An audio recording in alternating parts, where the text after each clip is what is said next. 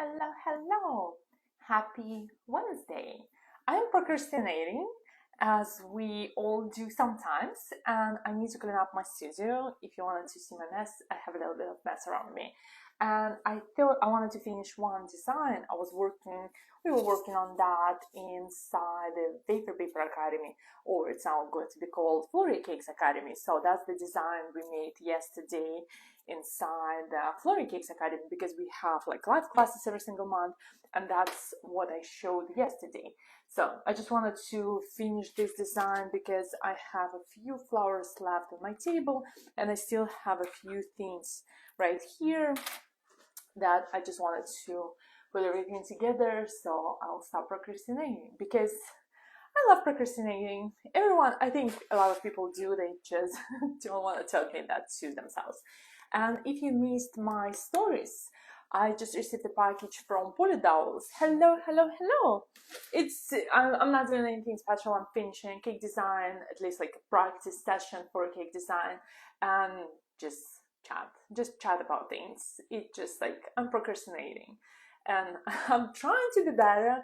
When I'm procrastinating, I would rather create content instead of just consuming content. So I got Polydolls. I got a package from Polydolls, and I wanted to show you that as well. So Polydolls are this beautiful plastic things that you can use for your cakes. So if you use a central dowel for your cakes, especially for wedding cakes, these are, I believe, 28 inches, but it's like the length is enough for you to stack a large wedding cake.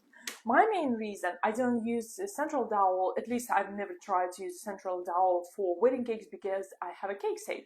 So I use cake safe instead of using a polyed dowels. And same for the smaller ones.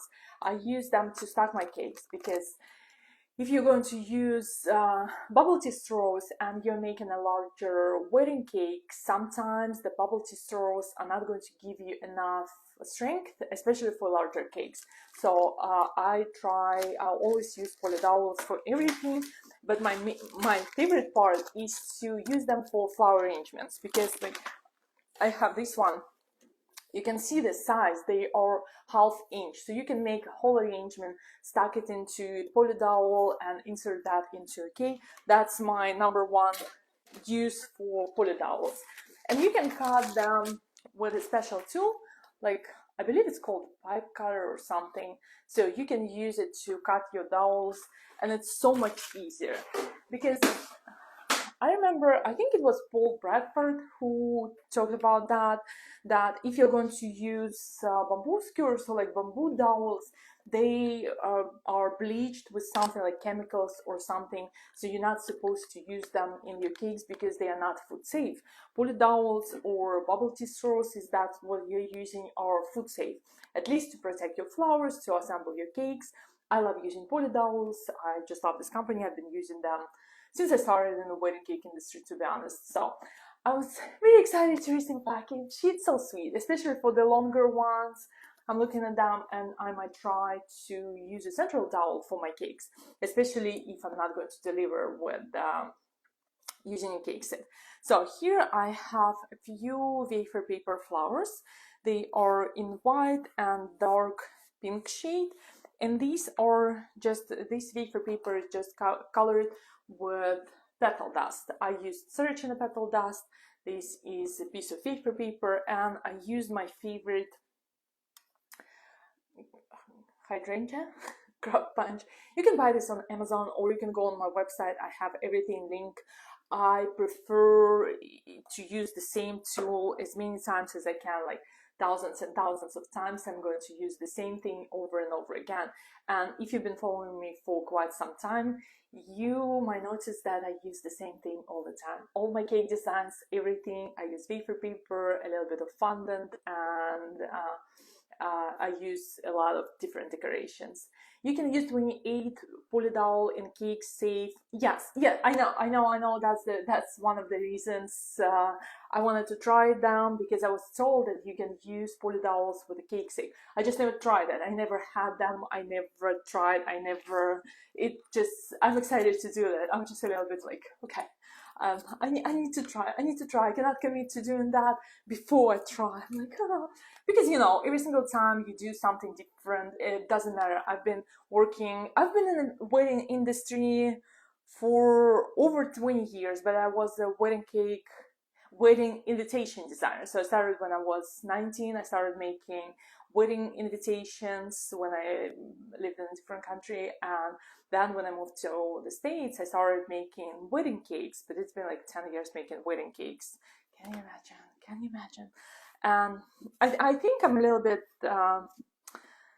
I'm thinking a lot about the time and everything because my birthday's on Sunday, so I'm just like, okay, I'm an adult. I don't want to be an adult, but I'm going to be an adult. So here I have my little cake. I wanted to finish that. I'm not going to share much about the process because if you wanted to watch the tutorial, you can log inside the Flurry Cakes Academy and watch it. I just wanted to talk to you while I'm finishing this design. So if you have any questions about working with wafer paper or doing anything fun with wedding designs, just let me know. So these are the little edible flakes. I made them out of rice paper, and if you scroll through my reels here on Instagram, I have a tutorial for the pearl one. And yesterday we tried them. I actually ate them, and a lot of people have a question if it's safe to eat them because they made out of like rice paper. They're totally fine. They don't taste like much, but they are edible, just not very delicious, similar to eating straight wafer paper. It's just plain. It's nothing. It's not sharp. You can eat them. I ate those like pearl colored ones.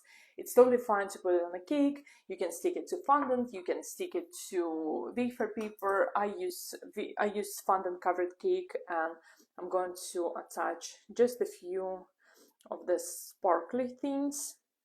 And this is a dummy cake. So this is just a dummy cake because we use it for a tutorial yesterday to make a tutorial on how to create this design. It was inspired by a fashion dress, very fancy, beautiful dress. So I used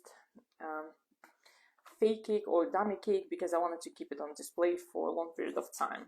But the same method would work for real cake and whatever you wanted to use. So these are those edible sparkles or edible rice paper glitter. You can see how sparkly and shiny and beautiful it is, and it's fully edible. So a lot of the time I'm trying to make something like different designs with edible materials, like 100% edible materials, and same for my little flowers. So I have a lot of wafer paper flowers that I wanted to place here as well on my cake, like a little cluster. And I'm using piping gel. I prefer to use piping gel to attach wafer paper to fondant, just because wafer paper is very thick. Piping gel is very thick, and I can use it very safely to place my flowers on the cake without worrying of melting my wafer paper and just stacking all of them together. And for that particular design, I wanted to use all the large flowers to make it like a cluster of hydrangeas. But that's basically how we did it yesterday. And you can use a lot of different techniques with assortment of wafer paper, rice paper, and all the edible materials on your cake. Something like this. I just wanted to keep it in my cupboard and look at it for a long period of time until I will decide how I can make it better. So what are you working on today? It's Wednesday. Usually Wednesday is my day off, but not today. Not today. I'm trying to take days off, but it never happens. I can plan for it, but I will never actually succeed in taking a day off. So these are little leaves made out of rice paper, just to give it a different texture or like different visual interest. And I attach everything with piping gel because I find it's easier, and I only need to clean one brush after applying piping gel. So maybe right here, like that. Do you have tutorials how to decorate wedding dummy cakes with 5 or 6, I assume, tiers? You can use any of the tutorials. Like I have inside the academy, I have a tutorial for a cake like this, or a lot of different tutorials even for a cake like that. My sketch for this cake, let me finish that and I'll show you. I just wanted to add a few black centers for the flower. I'll show you the sketch. So I always sketch larger designs, not just one tier. This is just a little experiment on how to make the design, like how to implement the design in real life. But basically most of my cakes, they are the repetition of the same style or same techniques over and over again. So like this, so something like this. You can see it doesn't take a long period of time to put everything together. I would like to do some adjustments like to this design, but basically if you're going to repeat it, and inside the academy yesterday we had a full conversation about how to make it as a full-size cake, not just one tier, but how to do this, how to repeat this design. Let me show you a sketch. So we did a sketch yesterday and we planned this design. So this is the second tier, or like the third tier, but basically the design is like this, and then we started doing like little things, and you can repeat it as many times as you wanted to on a cake and make this design the same, or any size you wanted to. But that was my sketch for this cake, for this design. That's what we did inside the academy. So that's how I do that. Any design you can make it in many tiers as you want it to. Does wafer paper melt in a very humid outdoor weather? Yes and no. Yes and no, because yes, if you're not going to use my method, and no, if you're going to use my method. We have one of our members, lovely lady, she lives in Texas, and I used to live in Florida. So I started working with wafer paper and making wedding cakes when I lived in Florida, and using wafer paper was one of the reasons, because gum paste or fondant is melting outside so quickly. The secret to prevent your wafer paper from melting outside is to use cornstarch, corn flour, and I apply it with a brush. And if you know that it's going to be rain or humidity is very high, you just need to be a little bit more generous with your cornstarch application, and it's going to be fine. Wafer paper is very forgiving, and if you leave it to dry completely, like before assembling your flowers, you can keep it outside. And some of my flowers I have here for years and years and years, and I can take a shower with them, and it is not going to melt. So make sure it's dry before you're going to assemble that, and be generous with your cornstarch. That's the secret. No one is going to tell you but me. That's the reason how you can prevent your wafer paper from melting, even in the very high humidity climates. My humidity right now is 46%. But when it rains, even in my studio, it gets up to 75%, and my flowers and everything, you can see I have like full display of wafer paper cakes and flowers. They stay completely fine just because I use cornstarch. Even if I need to deliver a cake, or I have a style photo shoot and I'm worrying about wafer paper melting, I will just like lightly dust my flowers with cornstarch a little bit more to prevent it from melting. So, okay, I'm done with this thing. I need to clean up my table, organize everything, and then I can create more cakes and more designs. And can you tell us how to charge customers about dummy wedding cakes? Yes, I can. And it's very simple. At least it's very simple in my head, or like how I do this in my business. So when you make a cake, you are making a certain number of servings. For example, you're making a cake, imaginary number, 100 servings of wedding cake. If you're going to make a dummy cake, a size of 100 servings, for example, 3-tier wedding cake, 100 serving, and you're going to make a kitchen cake or a sheet cake or an edible equivalent for your dummy cake, the price is going to be altogether the same. So for example, if you have 100 servings and you charge $12 per serving for your cake, imaginary numbers, again, you need to do your calculations, and you charge $12 per serving. So your cake, 100 servings, will be $1,200, and $1,200 will include 100 servings of dummy cake and 100 servings of an edible cake, just separately, because you can work on a dummy cake in advance, and you can do different things to a dummy cake compared to a real cake. Then if the cake is going to be outside for a long period of time, it's highly recommended to use a dummy cake, but you're going to provide the same number of servings. So you have to decide. For example, if you charge $12 per serving for a cake, wedding cake, altogether it is going to include dummy cakes and kitchen cakes or additional servings. If you decide in your business that your additional cake is $4 per serving, that means that your dummy cake is 12 minus 4, $8 per serving.